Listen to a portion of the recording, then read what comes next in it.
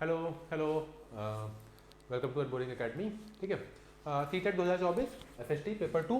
और आज हम लोग गुप्ता साम्राज्य के बारे में पढ़ेंगे। इससे पहले मौर्य साम्राज्य, जैन, बुद्ध, इंडस वैली, वैदिक और लेटर वैदिक पीरियड, ये सारी चीज़ें हम लोग पढ़ चुके हैं। ठीक है, आज हम लोग गुप्ता साम्राज्य के बारे में देखेंगे किस तरीके से उनका डेवलपमेंट हुआ, किस तरीके से चाणक्य, चालुक्य, वो साउथ में जो है हर्षवर्धन के बारे में भी हम लोग देखेंगे, वर्धन एम्पायर के बारे में, और चालुक्य और पल्लवास के बारे में भी देखेंगे।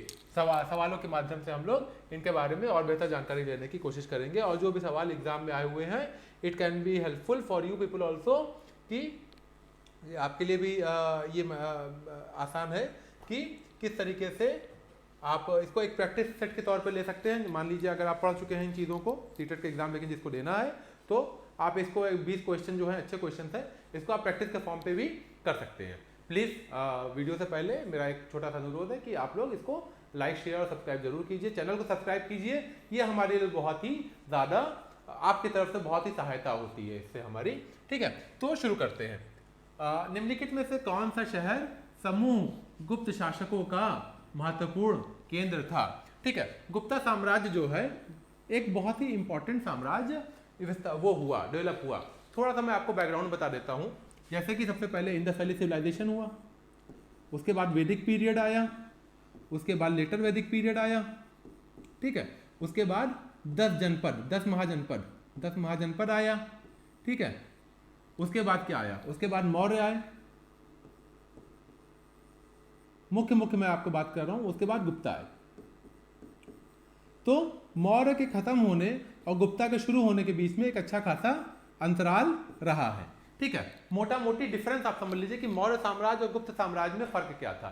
जो मौर्य साम्राज्य था, उसका जो ट्रेड का जो स्ट्रक्चर था वो विदेशों से बहुत ज़्यादा था। इंपोर्ट और एक्सपोर्ट काफ़ी ये लोग करते थे, और बाहर से सामान लाना ले जाना, पोर्ट का बड़ा रोल था, और इनका एडमिनिस्ट्रेशन बड़ा सख्त था। जो इनके जो वेसल स्टेट थे, जो छोटे छोटे स्टेट इनके अंडर में आते थे, ये उनके ऊपर बहुत सख्त पहरा लगते थे, और इनकी ब्यूरोक्रेसी बहुत तगड़ी थी। किसकी बात कर रहा हूँ? मौर्य एम्पायर की बात कर रहा हूँ। गुप्ता एम्पायर में ऐसा, इसका जस्ट अपोजिट था। इनका इंपोर्ट एक्सपोर्ट ज़्यादा नहीं होता था। इनका जो ज़्यादातर जो ट्रेड होता था वो अंतरराज्यीय ट्रेड होता था, आपस के लोगों के बीच में। बाहर से बहुत ज़्यादा संपर्क उतना ज़्यादा नहीं था। समय में जो है स्थिरता थी, स्टेबिलिटी थी बहुत ज़्यादा, इसलिए जो है कल्चरल डेवलपमेंट बहुत ज़्यादा हुआ। सोने के सिक्के भरी काफ़ी मात्रा में इन्होंने इशू किए। ठीक है, उसके अलावा इनका जो कंट्रोल था, अपने जो अंडर के जो स्टेट्स थे, उसमें बहुत ज़्यादा कंट्रोल नहीं था, थोड़ा लूज कंट्रोल था। और बहुत ढेर सारा सामाजिक कुरीतियाँ भी थी। महिलाओं का जो है बराबर का दर्जा उतना ज़्यादा नहीं दिया जाता था। कई पोएट और उनको जो है वेद वगैरह पढ़ने की अनुमति उस टाइम पे नहीं थी। महिलाएं जो है संस्कृत वगैरह नहीं जानती थी बहुत ज़्यादा। हाँ, महिला धन, अपना धन रख सकती थी, लेकिन धन अर्जित करने के लिए व्यापार नहीं करती थी। किस समय में? गुप्ता पीरियड में। ठीक है, तो ये मोटा मोटी गुप्ता और मौर्य के बीच में डिफरेंस की बात हो गई। आइए क्वेश्चन शुरू करते हैं। ठीक है, तो सवाल क्या कहता है? निम्नलिखित में से कौन सा शहर समूह गुप्त शासकों का महत्वपूर्ण केंद्र था? तो प्रयागराज, पाटलिपुत्र और उज्जैन। प्रयागराज, पाटलिपुत्र और उज्जैन इंपॉर्टेंट सेंटर थे इनके। और मथुरा स्कूल ऑफ आर्ट में काफ़ी इनका डेवलपमेंट हुआ था। इन्होंने बहुत कंट्रीब्यूशन किया था मथुरा। और बनारस का जो एरिया था, वहाँ पे बड़ी बड़ी बुद्ध की मूर्तियाँ भी इनके टाइम से मिलती हैं। इन्होंने मेनली हिंदू धर्म को ही अपनाया, और विष्णु भगवान के ज़्यादातर उपासक ये लोग थे। ठीक है, लेकिन बुद्ध धर्म को भी इन्होंने मतलब पेट्रोनेज दिया, बिल्कुल खत्म नहीं करते। जिस तरीके से शशांक रूलर जो था, जिसने बिल्कुल एंटी बुद्धिस्ट नीति अपनाई थी, इन्होंने ऐसा नहीं किया। ये टॉलरेंट थे, सहिष्णु थे थोड़ा। ठीक है, तो पहला क्वेश्चन का हल मैं कर चुका हूं आपके लिए। दूसरे क्वेश्चन पे चलते हैं। हर्ष के सिंहासन पर बैठने पर कौन से दो राज्य एक हो गए थे? ठीक है, गुप्ता के बाद जो साम्राज्य आया वो बहुत एक इंपॉर्टेंट साम्राज्य था, वर्धन साम्राज्य आया, जिसका जो मेन वो था, वो जो आप इतिहास में कुछ जो इंपॉर्टेंट चीजें पढ़ते होंगे, वो एक राजा था हर्षवर्धन। जो कुंभ का मेला है, वो शुरुआत किसने किया था? हर्षवर्धन ने उसकी शुरुआत की थी। जो आज के टाइम पे आप कुंभ मेले में जाते हैं, उसकी शुरुआत जो हुई थी वो हर्षवर्धन ने की थी। इनके समय पे एक बहुत ही इंपॉर्टेंट चाइनीज ट्रैवलर आए थे, जिनका नाम था हुएन सांग एक बहुत इंपॉर्टेंट चाइनीज ट्रैवलर आए थे, जिन्होंने ये कहा कि हर्षवर्धन जो है बहुत ही दानी प्रवृत्ति के आदमी है, बहुत ही दयादान करते हैं। और इन्होंने कन्नौज के एरिया पे काबू किया। ठीक है, कन्नौज और कन्नौज जो है बहुत ही इंपॉर्टेंट सेंटर था। कन्नौज और डेक्कन के एरिया पे इनका मेन तौर पे इनका जो है कंट्रोल था। जो सेंट्रल इंडिया का हिस्सा है ना, सेंट्रल हिस्सा, ये यहाँ पे इनका इसके ऊपर काफ़ी अच्छा कंट्रोल था। इन्होंने मगध भी जीता, इन्होंने मगध को भी जीता और इन्होंने बंगाल की तरफ भी जीत हासिल की। लेकिन जब ये साउथ की तरफ जा रहे थे हर्षवर्धन, तो यहाँ पे एक राजा था जिसका नाम था पुलकेशिन, पुलकेशिन II। ये चालुक्य डायनास्टी का राजा था, चालुक्य डायनास्टी का राजा था जिसने इसको हरा दिया और हर्षवर्धन नीचे की तरफ साउथ इंडिया जीतने में सफल नहीं था। लेकिन सेंट्रल इंडिया और बंगाल के हिस्से को हर्षवर्धन ने अपने कंट्रोल में लिया था और एक बहुत ही महान शासक के तौर पे रूल किया। देखिए क्वेश्चन आता है, क्वेश्चन के माध्यम से सिर्फ ये नहीं है कि मेरा पर्पस ये है कि क्वेश्चन ही आपको सॉल्व कराऊं, क्वेश्चन के माध्यम से बहुत ढेर सारे अन्य क्वेश्चन जो आ सकते हैं कि आपका कंसेप्ट क्लियर रहे, उसके ऊपर भी मेरा फोकस है। लेकिन माध्यम क्या है हमारा? क्वेश्चंस का माध्यम है। ठीक है, चंद्रगुप्त के समय निम्नलिखित में से किस कवि ने अभिज्ञान शकुंतला लिखी थी? अभिज्ञान शकुंतला बहुत ही फेमस बुक है। ठीक है, अभिज्ञान शकुंतला इतिहास के पन्नों में एक बहुत ही बड़ा जो है नाम है। लिटरेरी अगर इतिहास की बात करेंगे तो एक कवि गुजरे हैं कालिदास, और ये बहुत ही अभिज्ञान शकुंतला ये इनके द्वारा लिखी गई कविता है। ठीक है, हरिसेना जो है, हरिसेना चंद्रगुप्त के पोएट नहीं थे। हरिसेना जो है ये हर्षवर्धन के पोएट थे और हर्षवर्धन ने कहते हैं कि इन्होंने बाणभट्ट खुद लिखी, लेकिन इन्होंने खुद नहीं लिखी थी, ये मदद से लिखा गया था। और हर्षचरित्र लिखा था बाणभट्ट ने, वो उस टाइम की इंपॉर्टेंट पोएट थी। चंद्रगुप्त II के कोर्ट में बहुत ढेर सारे बड़े बड़े कवि वगैरह और बहुत ढेर सारे एस्ट्रोनॉमर, एस्ट्रोलॉजर वगैरह भी थे। जैसे कि आर्यभट्ट का आप नाम सुनते हैं, वो गुप्ता साम्राज्य में चंद्रगुप्त II के कोर्ट में एक सदस्य थे। प्रशस्ति की बात आती है, समान लोग नहीं पढ़ते और समझ सकते। प्रशस्ति होता क्या है? प्रशस्ति का मतलब ये होता है कि बहुत बड़े बड़े पत्थरों के ऊपर जब राजा अपनी बात को कहना होता है, उसको ये एक कह दिया अनाउंसमेंट करना होता है। जैसे कि आज के टाइम पे आपको कुछ कहना है तो आपने ट्वीट कर दिया, आपने क्या किया, आपने जो है फेसबुक के ऊपर पोस्ट कर दिया, ठीक है, इंस्टाग्राम पे कुछ डाल दिया। लेकिन उस टाइम पे राजा को अगर कुछ कहना होता था तो क्या है कि बहुत बड़े बड़े पत्थरों के ऊपर वो लिखवा के मेन चौराहों पे और मेन जो है नुक्कड़ पे और रास्तों पे वो लगा दिया जाता था। उसको कहते हैं प्रशस्ति। प्रशस्ति का मतलब क्या हुआ? व्हेन द रूलर, जब राजा जो है अपनी बात को लोगों को कहना चाहता है और चाहता है कि बहुत ही इंपॉर्टेंट बातें, यानी कि अगर कोई राजा जीता, जैसे कि यहाँ प्रशस्ति की बात हो रही है, जब समुद्रगुप्त ने दक्षिण में जीता, उत्तर में जीता, पूरब में जीता, पश्चिम में जीता, तो उसने अपनी तरीके की बातें प्रशस्ति के तौर पे पत्थरों के ऊपर लिखवा दी। इलाहाबाद में समुद्रगुप्त की प्रशस्ति मिलती है, वहाँ के म्यूजियम में अभी भी वो रखी हुई है। ठीक है, तो प्रशस्ति आम लोग क्यों नहीं समझ पाते? प्रशस्ति आम लोग अब, लेकिन अगर हम लोग पढ़ेंगे उस प्रशस्ति को आज के टाइम पे तो हम लोग नहीं समझ पाएंगे। क्यों नहीं समझ पाएंगे? छोटा सा मैं उदाहरण देता हूँ। हम सब लोग हिंदी बोलते हैं, लेकिन जनरली इंस्टाग्राम किसके ऊपर है? इंस्टाग्राम पे हिंदी में तो आप लिखोगे नहीं, अंग्रेजी में ही लिखोगे। तो जो एलीट लैंग्वेज है, जो उच्च वर्ग की लैंग्वेज, जो राजा मंत्री की भाषा थी वो संस्कृत थी। जो आम आदमी की भाषा थी वो पाली और प्रकृति थी। पाली और प्रकृति जो है आम आदमी की भाषा थी, जैसे समझिए देहाती हिंदी, और जो अंग्रेजी भाषा थी वो संस्कृत थी उस टाइम पे। ठीक है, अच्छा ये भी बात है, अंग्रेजी आज के टाइम पे जो हम लोग पढ़े लिखों की भाषा समझते हैं, अंग्रेज लोग अपने समय पे 14वीं और 13वीं शताब्दी में अंग्रेजी देहातियों की भाषा थी। अंग्रेजी देहाती, जो ब्रिटिशर्स में जो देहात में गांव में रहते थे, वो उसको देहाती माना जाता था और उनकी जो अच्छी लैंग्वेज माना जाता था वो ऊंचे लोगों की वर्ग, कुलीन वर्ग की जो लैंग्वेज मानी जाती थी, तो लैटिन और ग्रीक जो लैंग्वेज थी वो उनके लिए अच्छी मानी जाती थी। अब लेकिन लैटिन ग्रीक कोई बोलता नहीं है और पढ़े लिखों की लैंग्वेज भी अंग्रेजी हो गई है, जो कि एक समय पे देहाती लैंग्वेज मानी जाती थी। कहाँ पे? यूरोप के हिस्सों में। तो प्रशस्ति को आम आदमी से नहीं पढ़ पाता है, क्योंकि प्रशस्ति जो है विद्वानों की भाषा संस्कृत में लिखी गई है। ठीक है, अब आज भी देखिए संस्कृत को कौन बोलता है? जिस तरीके से संस्कृत खत्म हो गई यहाँ पे, मतलब किताबों में ही है या सिलेबस में ही है ज़्यादातर। कोई मेरे ख्याल से कोई एक ऐसा गांव है जहाँ पे संस्कृत बोली जाती है, अदरवाइज तो मैं बोलने लगूँ तो सामने वाला मजाक बना देगा। बहरहाल, लेकिन इसी तरीके से लैटिन और ग्रीक भाषा भी जो यूरोपीय क्षेत्रों में बोली जाती थी, अब लैटिन और ग्रीक कोई नहीं बोलता, कोई बोलने लगेगा तो लोग उसके ऊपर हंस पड़ेंगे।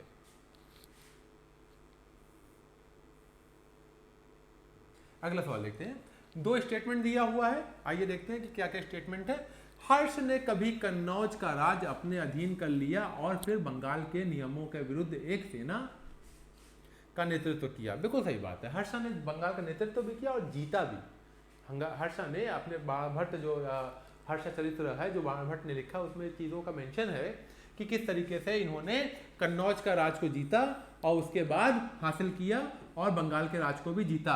लेकिन जब ये दक्षिण की तरफ जब बढ़े तो पुलकेशिन II ने इनको हरा दिया और दक्षिण के दिशा में इनका बहुत ज़्यादा विस्तार नहीं हो पाया। पुलकेशिन II एक बहुत ही इंपॉर्टेंट राजा था चालुक्य डिनास्टी का, ठीक है। वह पूर्व में असफल रहा और मगध और बंगाल पर कभी विजय प्राप्त नहीं कर सका। ऐसी बात नहीं है, मगध और बंगाल उसी के अधीन था, ठीक है। तो ए इज ट्रू, ए सही है और बी गलत है, आंसर हो जाएगा 1।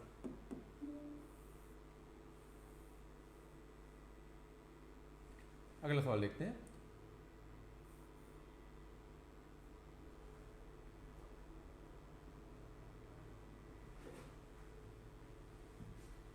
ठीक है, दक्षिण भारत में पल्लव और चालुक्य के शासनकाल के दौरान क्षेत्रों में प्रशासन में निम्नलिखित में से किसका पालन किया जाता था?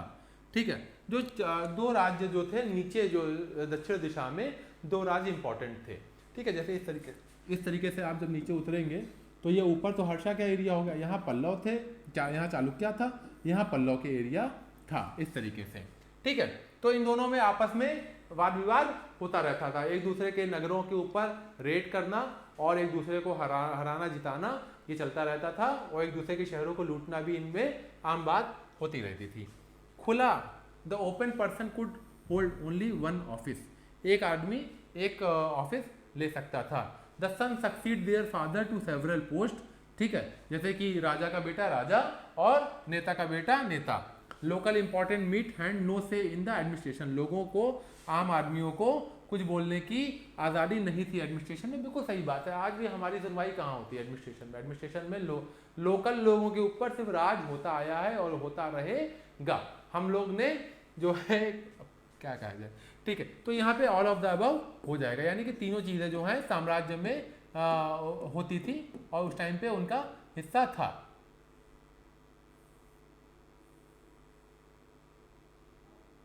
अगला सवाल है कि कौन सा चीनी विद्वान हर्षा के दरबार में का विस्तृत विवरण देता है? मैंने थोड़ी देर पहले हर्षवर्धन के बारे में जो आपको जानकारी दी, और जो अभिलेखों में पाया गया है हिस्टोरिकल इंस्क्रिप्शंस में हर्षवर्धन के बारे में जो हमको ज़्यादा जानकारी मिली है, वो ये सज्जन जो थे ह्वेनसांग, जुआंगजांग कह लीजिए, ह्वेनसांग कह लीजिए, हिंदी में उनको ह्वेनसांग कहा जाता है।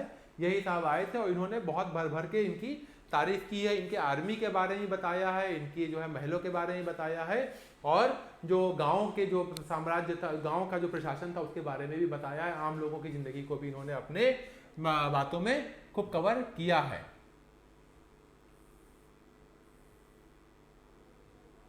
ठीक है, पल्लव और चालुक्य की सेनाओं की महत्वपूर्ण विशेषताएं क्या थी? पल्लव और चालुक्य की जो अच्छी विशेषता क्या थी कि मिलिट्री लीडर्स जिनको सामंत कहते थे वो प्रोवाइड करते थे ट्रूप और इक्विपमेंट किंग को, ऐसा नहीं था। The samanta receive grant of land from the king, ये आंसर सही है। जो सामंत होते थे वो लोग, देखो जैसे क्या है, राजा है, अब राजा को किसी के ऊपर आक्रमण करना है, आक्रमण करने के लिए उसको 1 लाख सिपाही चाहिए, ठीक है। अब लेकिन अब मान लो कि लड़ाई करनी है नवंबर के माह में, लेकिन अभी चल रहा है जनवरी, तो अब 1 लाख लोगों को इकट्ठा कर लो, अपने बैरक में बैठा लो, तो उनको खिलाना भी पड़ेगा, उनको पालना ही पड़ेगा, उनका पोषण करना पड़ेगा, उनको सैलरी देनी पड़ेगी, तो एक बहुत बड़ा बोझ आ जाएगा राजा पे। तो राजा क्या करते थे, राजा अपने अंडर में बहुत ढेर सारे गांव के मुखिया प्रधानों को इकट्ठा करते थे, कहते थे तुम लोग ऐसा करो, 2-2 हज़ार, 5-5 हज़ार, 3-3 हज़ार सैनिकों को अपने अपने एरिया में पालो, ठीक है, और जब हमको जरूरत पड़े तो तुम इन लोग को लेके आ जाना, हम लोग लड़ाई करेंगे, उसके बाद तुम लोग फिर इनको लेके चले जाना, अपने अपने क्षेत्रों में आप लोग रहो।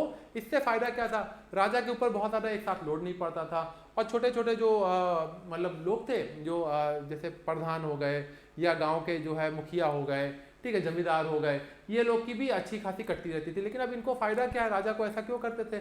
तो राजा क्या करता था, ये कहता था कि जाओ भाई उस गांव में आप रहो, उस गांव की जमींदारी आपकी, उस गांव की जमीन से जो भी पैसा आ रहा है उसका कुछ अंश आप हमको दे देना, कुछ अंश में आप अपना पालन पोषण करना, और कुछ अंश में ये जो 2000 सैनिक जो आपने खड़ा करने का जिम्मा लिया है इनके घर को भी आप पालते पूछते रहना। तो इसको चलाने के लिए इसको कहते हैं सामंतवादी व्यवस्था, सामंतवादी व्यवस्था। तो ये जो सामंत थे, ये सामंत जो है जमीनों को राजा दे देता था इनको कि तुम जाओ, ये जमीन है, इस जमीन से जो कुछ भी निकलेगा, ठीक है, जाओ इस गांव से उस गांव तक जो भी तुम निकलेगा उसमें तुम अपनी व्यवस्था करो, कुछ हिस्सा हमको दो, और 2000 सैनिक या 4000 सैनिक आप तैनात रखना, जब हमको जरूरत पड़ेगी तो आप इन सैनिकों को हमारे पास लेके आ जाना और हम लोग लड़ाई करेंगे। इस तरीके की व्यवस्था पुराने समय में चलती आई है, इसी तरीके से राजा चलते थे और इसी को कहते हैं सामंत व्यवस्था। जैसे आज के समय में देखिए इंडियन आर्मी है, इंडियन आर्मी में वो आर्मी प्रेसिडेंट के अंडर में है, उनको प्रॉपर सैलरी मिलती है। सैलरी क्यों मिलती है? क्योंकि प्रॉपर जीएसटी का सिस्टम है। अगर जीएसटी नहीं रहेगा, टैक्सेशन नहीं रहेगा,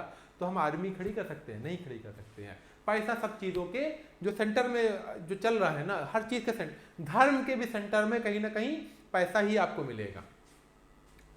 समुद्रगुप्त की प्रशस्ति के बारे में निम्नलिखित में से कौन सा कथन सही है? समुद्रगुप्त जो है चंद्रगुप्त का बेटा था, एक बहुत ही बड़ा शासक है, और अंग्रेजों के टेक्स्ट में समुद्रगुप्त को भारत का नेपोलियन के नाम से जाना जाता था। बहुत ही महान और बहुत ही क्रूर, निर्दयी और साहसी राजा चंद्रगुप्त के साम्राज्य का, गुप्ता साम्राज्य का ये समुद्रगुप्त हुआ है। भारतीय नेपोलियन की भी इनको उपाधि कुछ कुछ जगहों पे अंग्रेजी इतिहासकार इनको देते हैं, ठीक है। इसमें इसकी इन्होंने ये क्या किया था, इन्होंने दक्षिण जीता, उत्तर जीता और पश्चिम जीता, और उसको जो है एक प्रशस्ति के ऊपर अपनी जो वीर गाथा है एक प्रशस्ति पे लिख दिया, जिसको समुद्रगुप्त प्रशस्ति कहते हैं। जो अशोका की जो उस टाइम की प्रशस्ति थी, उसी के नीचे पे इन्होंने अपने बारे में भी बातें लिखी हैं। ये वही प्रशस्ति है जो इलाहाबाद में है, और जिसको कई सौ साल बाद जहांगीर ने भी अपने बारे में, इसके ऊपर जहांगीर इंस्क्रिप्शन के बारे में आप पढ़ेंगे तो उसके भी आप जो है थोड़ा बहुत इसके नीचे में आप लिखा हुआ पाएंगे, ठीक है। तो ये प्रशस्ति की क्या खासियत है कि in this the poet praise the king and describe as equal to the god, god के बराबर इसको माना गया। कौन सा कथन गलत है? तो ये कथन बिल्कुल सही है। देखो, कवियों का तो काम ही था कि राजा की चापलूसी करो ताकि राजा खुश हो जाए और उसको ढेर सारे उपहार दे, ठीक है। तो सबसे किसी इंसान को अगर खुश करना तो उसको क्या कहो, आप इंसान नहीं, आप भगवान हैं। कवि लोग खूब ये काम करते थे और उस टाइम पे भी ये काम होता था, आज भी होता है और आगे भी होता है। जैसे कि आज मैं नाम नहीं लूंगा, लेकिन कई राजनेता हैं जिनके मंदिर बन रहे हैं। ये आज की घटना थोड़ी ना है, कई हजार साल पहले भी ये चीज़ होता आया है, आज होता आया है और कल भी होता रहेगा। मानव का जो व्यवहार है ना, वो बहुत इस तरीके का होता है कि चाटुकारिता उसको पसंद है, ये उसके डीएनए में है। फ्लैटरी इसको कहते हैं। किसी को आपको खुश करना है, आप उसकी तारीफ के पुल बांधना शुरू कर दीजिए, वो इंसान गदगद हो जाएगा। प्रशस्ति was compose in very long sentence, ये लंबे लंबे सेंटेंस में ये प्रशस्ति बनी थी।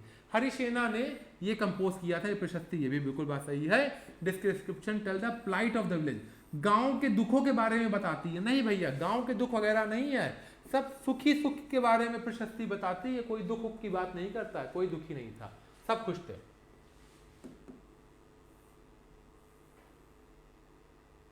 अगला स्टेटमेंट देखते हैं, अच्छा स्टेटमेंट है। Consider the statement A and B, और इसके बारे में आप बताइए क्या स्टेटमेंट है। चंद्रगुप्त द्वितीय ने पश्चिमी भारत में एक अभियान नेतृत्व किया और अंतिम शकों पर विजय प्राप्त की। कालिदास और आर्यभट्ट समुद्रगुप्त के दरबार में थे। दोनों ही स्टेटमेंट बिल्कुल सही है। A is true, both A and B is true. अगला सवाल देखते हैं कि इनमें से कौन सा स्टेटमेंट गलत है।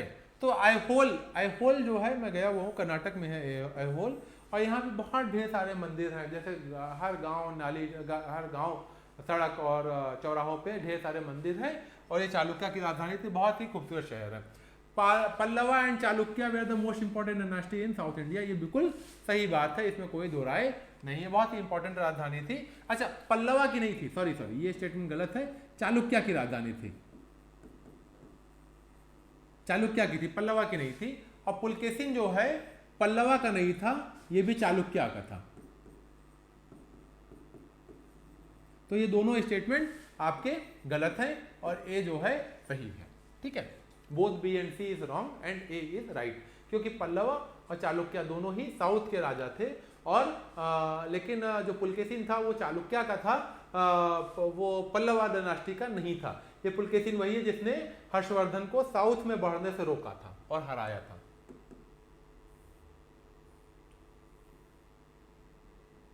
बाणभट्ट के अनुसार जब राजा की सेना आगे बढ़ती थी तो उसके पास अपने हथियारों और गोला बारूद के अलावा क्या होता था? यार देखो, जब आप सेना में हो और आप जो कोई जाते हो किसी युद्ध पे, तो सबसे ज़्यादा इंपॉर्टेंट गोली होती है, उसके बाद खाना होता है।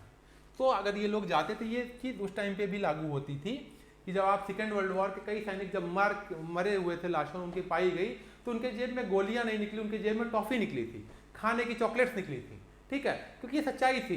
आदमी या तो गोली से मरता है या भूख से मरता है, उसके अलावा तो नहीं मरेगा। अब मुझे मान लो कि हीरे की अंगूठी चाहिए, नहीं मिली तो नहीं मरा, मर थोड़ी ना कोई जाएगा, लेकिन खाना नहीं मिलेगा तो मर जाएगा इंसान। तो आदमी दो ही चीज़ से मरता है, या गोली से मरता है या भूख से मरता है, और सेना में लोगों को ये चीज़ पता थी। तो जो लोग जाते थे बारूद असलहा गोला वगैरह लेके, उनके पास गोली बारूद होता था, उसके बाद क्या होता था, खाना होता था। तो item of daily use as well as food item, खाने के सामान उनके पास, उपयोग की वस्तुएं, कंघी, साबुन, तेल, सीसा और खाने की वस्तु मिलती थी। जो चालुक्य रूलर थे, अचीवमेंट उनका क्या था? पुलकेशिन का 2 का सबसे फेमस रूलर क्या था? सबसे फेमस, मैं बार बार कह रहा हूँ कि पुलकेशिन का सबसे अच्छा जो अचीवमेंट था, वो सबसे बड़ा अचीवमेंट ये था कि उसने हर्षवर्धन की जो साउथ का, नर्मदा कहाँ पड़ती है, यूं यूं करके यूं है भारत, यहाँ पे नर्मदा है, यहाँ पे ताप्ती है, तो जब साउथ में आ रहा था हर्षवर्धन ऊपर से नीचे की तरफ, तो पुलकेशिन ने इसको हरा के यहीं पे रोक दिया था। तो he checked the advance of the Harshavardhana across the Narmada.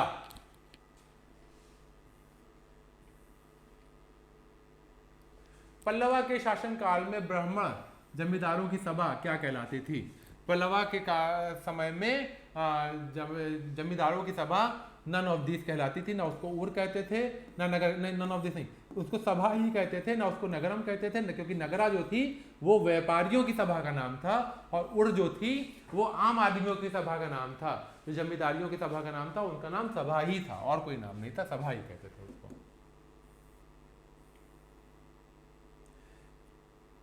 जब राजा और उसकी सेना एक गांव से आगे बढ़े तो ग्रामीण ने राजा से मिलने की कोशिश क्यों की? यार सीधी सी बात है, जब ग्रामीण राजा से मिलेगा तो ये तो नहीं कहेगा कि हमारे पास पैसा है ले लो, यही कहेगा तुम्हारे पास पैसा है हमको दे दो, हमारे पास बहुत दुख है। ठीक है, तो राजा का सम्मान करना चाहते थे ताकि वे अपनी शिकायतें कर सकें और याचिकाएं उनके समक्ष रख सकें। शिकायत करने के लिए लोग मिलते थे। राजा से आप क्यों मिलना चाहोगे? मुख्यमंत्री से क्यों मिलोगे? प्रधानमंत्री? शिकायत ही तो करोगे, नाली नहीं है, सड़क नहीं है, बिजली नहीं आती है, पानी नहीं मिलता है, स्कूल नहीं है, हॉस्पिटल नहीं है, यही सब कहोगे, और क्या कहोगे? पैगंबर मोहम्मद द्वारा प्रस्तुत इस्लाम ईसाई धर्म की समानता क्या था? तो देखो, पैगंबर मोहम्मद साहब और ईसाई धर्म में जो ईसा मसीह साहब थे, इनकी जो बताए गए धर्म की सबसे बड़ी समानता ये थी कि दोनों ने ये कहा कि भगवान एक है और सारे ईश्वर उनकी उस एक भगवान की नज़र में, वो एक भगवान सभी को एक नज़र से देखता है। तो लोगों में कोई वर्गीकरण नहीं है। ठीक है, सबसे बड़ा जो डिफरेंस है दूसरे धर्म और ईसाई और इस्लाम में, कि जब भगवान एक है, नज़र एक है, तो लोगों को देखने का तरीका भी एक हुआ। तो लोगों के बीच में जो वर्गीकरण है, ब्राह्मण, क्षत्रिय, वैश्य, शूद्र, ये कोई नहीं है। जो ब्राह्मण है और जो शूद्र है, दोनों बराबर हैं। दोनों मस्जिद में चले जाए, बराबर खड़े होकर नमाज पढ़ लेगा, या कोई चर्च में चला जाए तो बराबर खड़े होकर अपनी ऑफरिंग दे देगा, वहाँ पर उनके साथ कोई ऐसा भेदभाव नहीं होगा। लेकिन तमाम जगहों पे ऐसे अभी गांव वगैरह में ऐसा है कि जो है शूद्र है, उनके साथ अभी भी जो है अनटचेबिलिटी की प्रथा अभी भी चलती आई है। अगर मान लीजिए ऊंची जाति का आदमी खटिया पे बैठा है, तो नीची जाति का आदमी को हिम्मत नहीं है कि उसी खटिया पे जाके बैठ जाए, वो ज़मीन में ही बैठता है। ये गाँव की बातें, आप जो गाँव में लोग रहते हैं वो बेहतर देखते हैं, समझते होंगे। ठीक है, शहर वालों को हो सकता है इस पर आपत्ति हो। वो कौन सी विधि थी जिसे इस्लाम विश्व के अन्य भागों में तेजी से फैला? वो किस माध्यम से इस्लाम अलग से आसानी से फैला? क्योंकि जो अरब नाविक जो थे और व्यापारी जो थे, वो अलग अलग जगहों पे स्पेन, अफ्रीका, ईरान और भारत की यात्रा की। और जब यात्रा की तो भाई, जब वो जो इंसान जहाँ जाता है वो अपनी बात को बताता है, कहता है, तो इस तरीके से इस्लाम बहुत तेजी से फैला। प्रशस्ति के बारे में निम्नलिखित में से कौन सा कथन सही है? प्रशस्ति में थोड़ी देर पहले बता चुका हूँ, इंस्क्रिप्शन होता है जो बड़े बड़े लोग अपनी बातों को चौराहों और सड़कों पे लिख के, होल्डिंग कह लो, होल्डिंग टांग दिया, होल्डिंग को संस्कृत में प्रशस्ति कह लेते हैं ना, ऐसे आप समझ सकते हो। ठीक है, तो they were written by scholar, poet, learned people for the purpose of the praising king and earn their patronage. बिल्कुल सही बात है, इसमें कोई दो राय नहीं है। तो इनकरेक्ट हमको ढूंढना है, तो ये तो सही है। Usually the king themselves rode, king कभी नहीं लिखता यार, किंग को कमी है लिखने वालों की। अगर आपको होल्डिंग बनानी है तो क्या आप करोगे कि आप कैनवास उठा के खुद पेंट करोगे, दुकान पे जाओगे कहोगे छाप दो इसको। तो उस टाइम पे क्या था, राजा था, राजा ने बुलाया 4 पोएम को, पोएट लिखने वालों पोएम को, जो लोग लिखते हैं और इंस्क्रिप्शन का बनाते हैं, कहा लिखो भैया हमारी तारीफ करो, चलो तुम लोग को लटका दिया जाएगा नहीं तो। निम्नलिखित में से कौन सी समुद्रगुप्त की नीति विशेष रूप से दक्षिणपात के शासकों के प्रति थी? दक्षिणपात के शासकों के प्रति इन्होंने क्या नीति अपनाई थी? इन्होंने सबसे इंपॉर्टेंट नीति ये अपनाई थी जो अंग्रेजों ने बहुत समय बाद इस नीति का इस्तेमाल किया कि जो है तुम हमारे अधीन हो जाओ और अपनी सेना इस्टेब्लिश करो, और जब हमको जरूरत पड़े तो तुम लेके आना, रूल तुम करते रहो लेकिन समय समय पे हमको कर दे देना। यानी कि वो सरेंडर करते थे हारने के बाद में, और उसके बाद उनको फिर से रूल करना अलाउ कर दिया जाता था, प्रोवाइडेड कि वो समय समय पे उपहार लेके आए, टैक्स का कुछ हिस्सा दें और सम्मान रखें।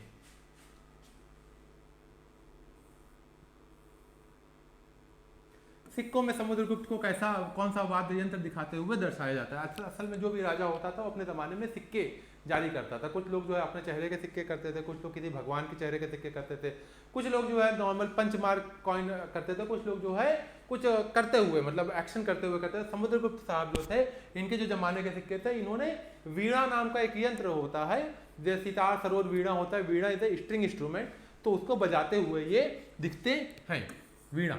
तो आंसर हो जाएगा सी, वीणा। ये था आज का 20 इंपॉर्टेंट क्वेश्चन, जिसके माध्यम से मैंने आपको समझाने की कोशिश की किस तरीके से गुप्ता एम्पायर और हर्षवर्धन एम्पायर और पुलकेशिन और चाणक्य एम्पायर ने इवॉल्व किया और एक दूसरे के बीच में सामंजस्य बैठा के किस तरीके से रूल रेगुलेशन किया, उनकी सामाजिक परिदशा क्या थी और आर्थिक परिदशा उस टाइम पे क्या थी, सभा समिति का क्या कहानी होती है, सारी चीज़ें हम लोग ने बताई किस तरीके से वो लोग एक दूसरे से लड़ते थे और कौन किसको मार पीट के जीतता था। ठीक है, अगले में हम लोग फिर देखेंगे कि अगला चैप्टर कौन सा है। जो अगला वीडियो चैप्टर है उसमें हम लोग कल्चर और साइंस के बारे में देखेंगे कि किस तरीके से इंपॉर्टेंट कल्चरल इवेंट्स जो है अनफोल्ड हुए थे, क्योंकि गुप्ता एम्पायर को बहुत कहते हैं द गोल्डन एरा, स्वर्णिम युग कहते हैं। स्वर्णिम युग इसलिए कहते हैं क्योंकि इनके टाइम पे कल्चर और साइंस में बहुत ज़्यादा डेवलपमेंट हुआ, तो इसको एक अलग तरीके से हम लोग एक कंप्लीट वीडियो में डेडिकेटेड हम लोग देखेंगे नेक्स्ट वीडियो में। Thank you so much for watching, please like share and subscribe the video. Thank you so much.